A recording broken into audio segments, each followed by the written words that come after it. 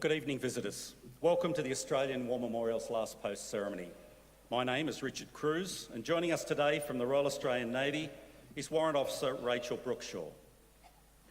We warmly welcome the family of Lance Corporal Robert Norman Emery and Private Walter Sidney Emery, whose stories will be told shortly. We're honoured to acknowledge His Excellency Mr. Arthur B. Culverhouse Jr., US Ambassador to Australia, Senator Richard Shelby, Chairman, Senate Appropriations Committee, and the accompanying US Congressional delegation. We welcome the veterans who have served, those that are still serving, and the families that love and support them. We acknowledge the members of RSL and Services Clubs Association, RSL Victoria and RSL Queensland, who are watching the broadcast of this ceremony across Australia. During this evening's ceremony, wreaths will be laid at the base of the Pool of Reflection by family and visitors to the memorial. If you're able, please stand and join in singing the National Anthem.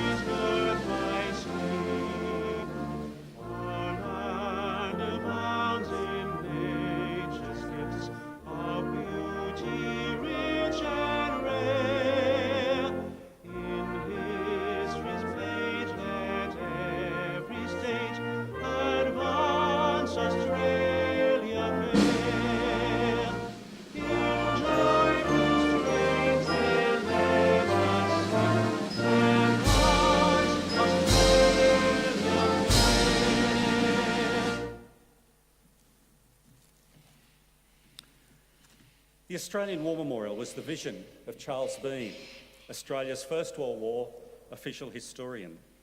Bean landed with the Australian troops on Gallipoli and stayed with them at the front through to the end of the war.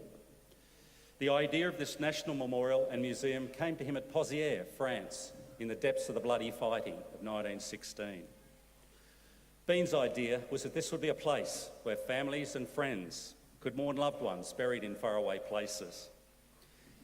It would also be a place that could help all Australians understand what these men and women had endured and what they had done for us. Bean's vision, to which we remain true, is best expressed as inscribed in the entrance to the memorial's galleries. Here is their spirit, in the heart of the land they loved, and here we guard the records which they themselves made. Tonight we'll read the story behind just one of those on the Roll of Honour, which lists the names of more than 102,000 men and women who have given their lives for us in war and on operations for more than a century. But first, we present a lament, Flowers of the Forest. Wreaths and floral tributes will now be laid at the base of the Pool of Reflection.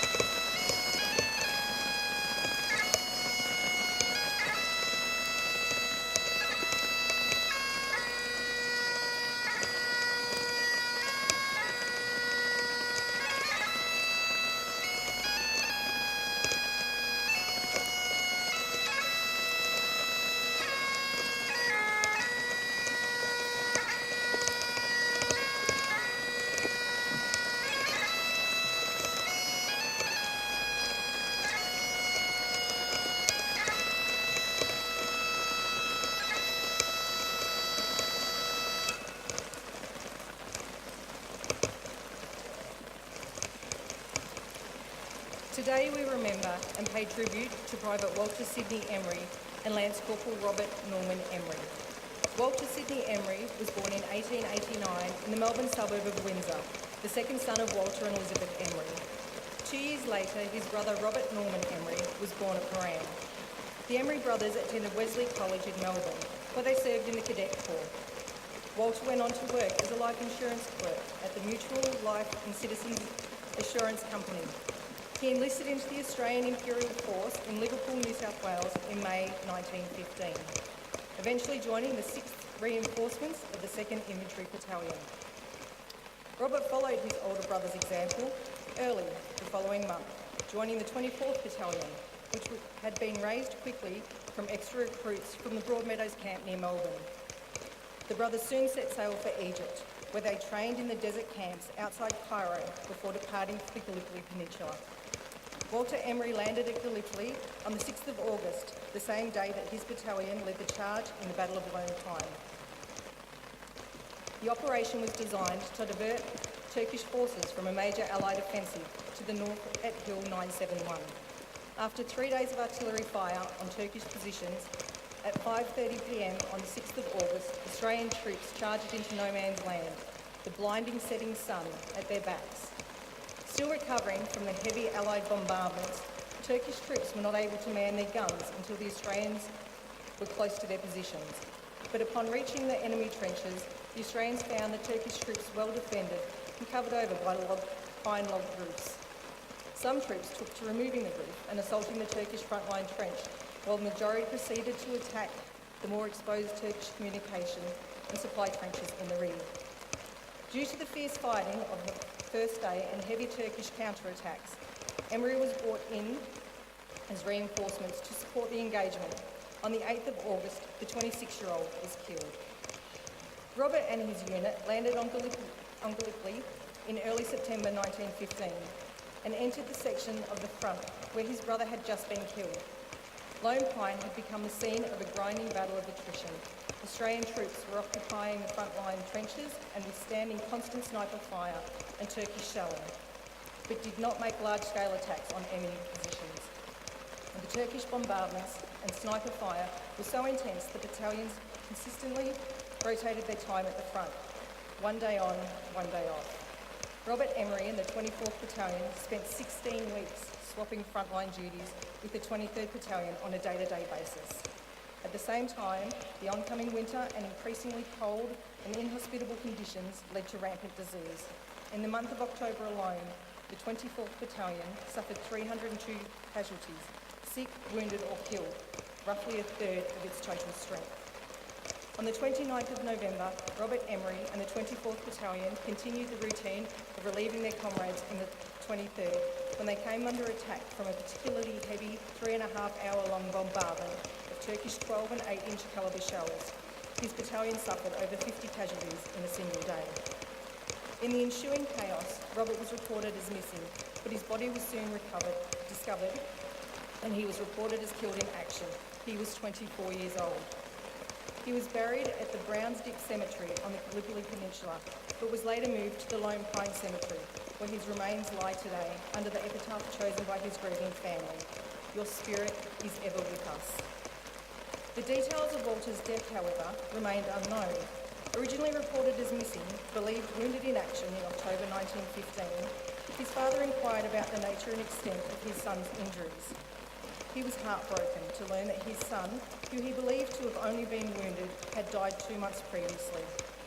It was not until March 1916 that a board of inquiry was able to establish that Walter Emery had been killed in action on the 8th of August 1915, one of the 2,277 Australian casualties suffered in the Battle of Lone Pine. With no known grave, today Walter Emery is listed on the Lone Pine Memorial, where the names of nearly 5,000 Australian and New Zealand troops are recorded. The remains of his brother, Robert, lie close by in the same cemetery. Private Walter Sydney Emery and Lance Corporal Robert Norman Emery are listed on the Roll of Honour on my right, amongst almost 62,000 Australians who died while serving in the First World War. Their photographs are displayed today beside the pool of reflection where Lance Corporal Emery is located left and Private Emery on the right. This is but one of the many stories of service and sacrifice told here at the Australian War Memorial. We now remember Private Walter Sidney Emery and Lance Corporal Robert Norman Emery, who gave their lives for us, for our freedoms and in the hope of a better world.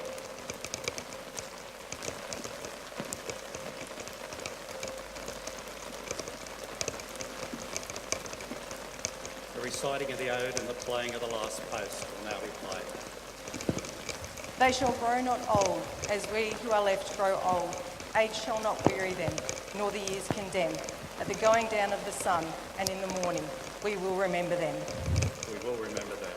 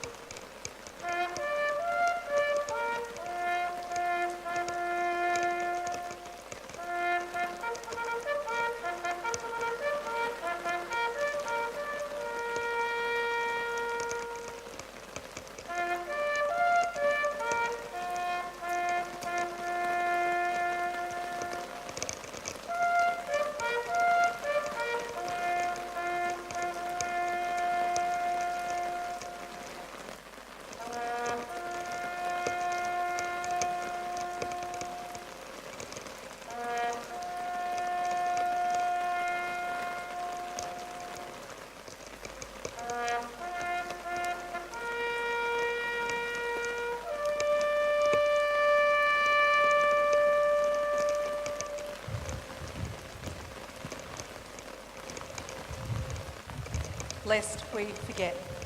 Lest we forget.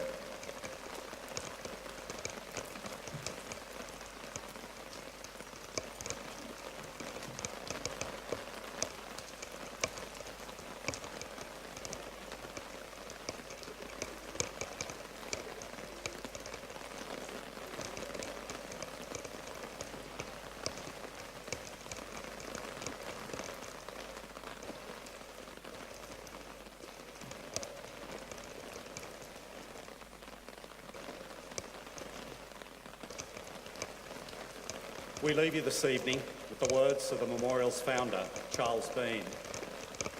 Many a man lying out there at Pozières or in the low scrub at Gallipoli, with his poor, tired senses barely working through the fever of his brain, has thought in his last moments, well, it's over. But in Australia, they will be proud of this. Ladies and gentlemen, girls and boys, that concludes this evening's last post ceremony. We thank you for visiting the Australian War Memorial and wish you all a very good evening. Thank you.